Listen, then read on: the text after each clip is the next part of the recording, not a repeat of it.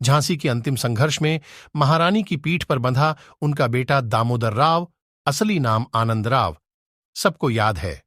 रानी की चिता जल जाने के बाद उस बेटे का क्या हुआ, वो कोई कहानी का किरदार भर नहीं था। 1857 के विद्रोह की सबसे महत्वपूर्ण कहानी को जीने वाला राजकुमार था, जिसने उसी गुलाम भारत में जिंदगी काटी, जहां उसे भुलाकर उसकी मां के नाम की कसमें खाई जा रही थी।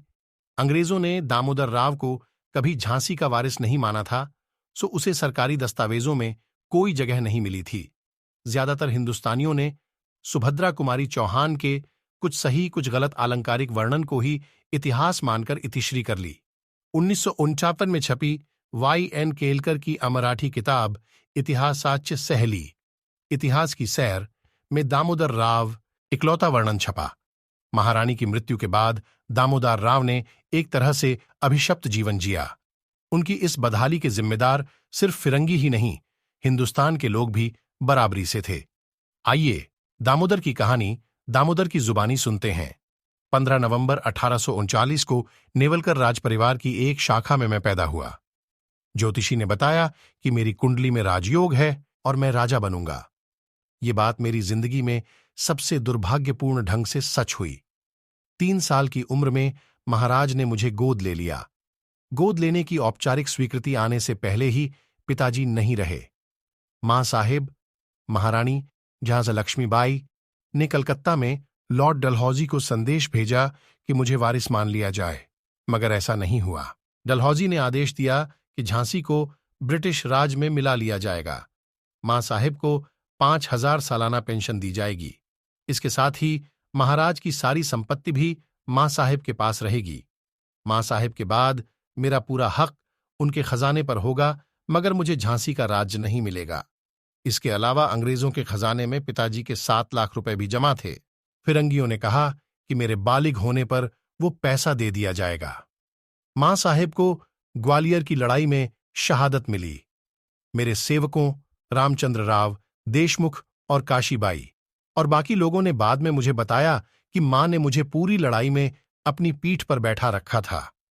मुझे खुद ये ठीक से याद नहीं। इस लड़ाई के बाद हमारे कुल 60 विश्वास पात्र ही जिंदा बचे। नन्हे खान रिसालेदार, गणपत राव, रघुनाथ सिंह और रामचंद्र राव। देशमुख ने मेरी जिम्मेदारी उठाई। 22 घोड़े और 60 ऊंटों के साथ बुंदेलखंड के चंदेरी की तरफ चल पड़े। हमारे पास खाने पकाने और रहने के लिए कुछ नहीं था। किसी भी गांव में हमें शरण नहीं मिली। मई जून की गर्मी में हम पेड़ों तले खुले आसमान के नीचे रात बिताते रहे। शुक्र था कि जंगल के फलों के चलते कभी भूखे सोने की नौबत नहीं आई। असल दिक्कत बारिश शुरू होने के साथ शुरू हुई। घने जंगल में तेज मानसून में रहना असंभव हो गया। किसी तरह एक गांव के मुखिया ने हमें खाना देने की बात मान ली। रघुनाथ राव की सलाह पर हम 10-10 की टुकड़ियों में बंटकर रहने लगे। मुखिया ने 1 महीने के राशन और ब्रिटिश सेना को खबर न करने की कीमत 500 रुपए, 9 घोड़े और 4 ऊंट तय की। हम जिस जगह पर रहे वो किसी झरने के पास थी और खूबसूरत थी। देखते देखते 2 साल निकल गए।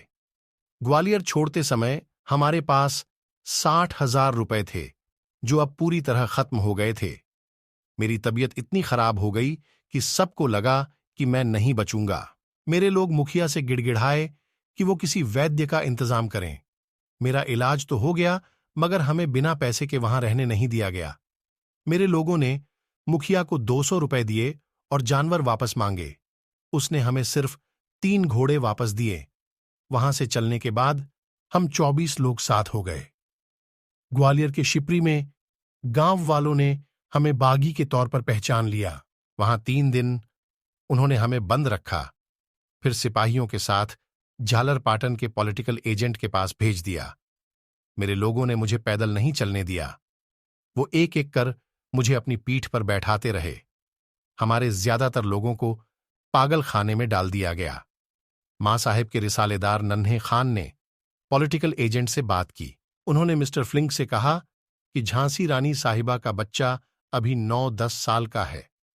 रानी साहिबा के बाद उसे जंगलों में जानवरों जैसी जिंदगी काटनी पड़ रही है। बच्चे से तो सरकार को कोई नुकसान नहीं, इसे छोड़ दीजिए। पूरा मुल्क आपको दुआएं देगा। फ्लिंक एक दयालु आदमी थे। उन्होंने सरकार से हमारी पैरवी की। वहां से हम अपने विश्वस्तों के साथ इंदौर के कर्नल सर रिचर्ड शेक्सपियर से मिलने निकल गए। हमारे पास अब कोई पैसा बाकी नहीं था।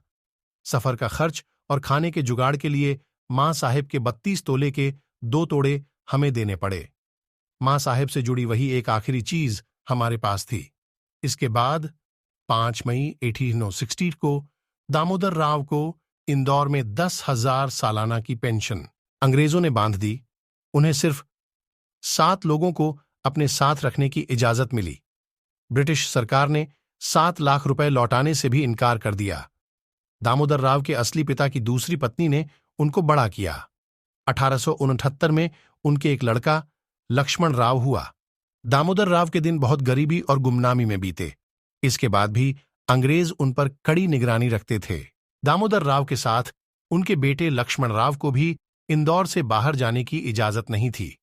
इनके परिवार वाले आज भी इंदौर में झांसी वाले सरनेम के साथ रहते हैं। रानी के एक सौतेला भाई चिंतामन राव तांबे भी था। तांबे परिवार इस समय पूना में रहता है। झांसी के रानी के वंशज इंदौर के अलावा देश के कुछ अन्य भागों में रहते हैं,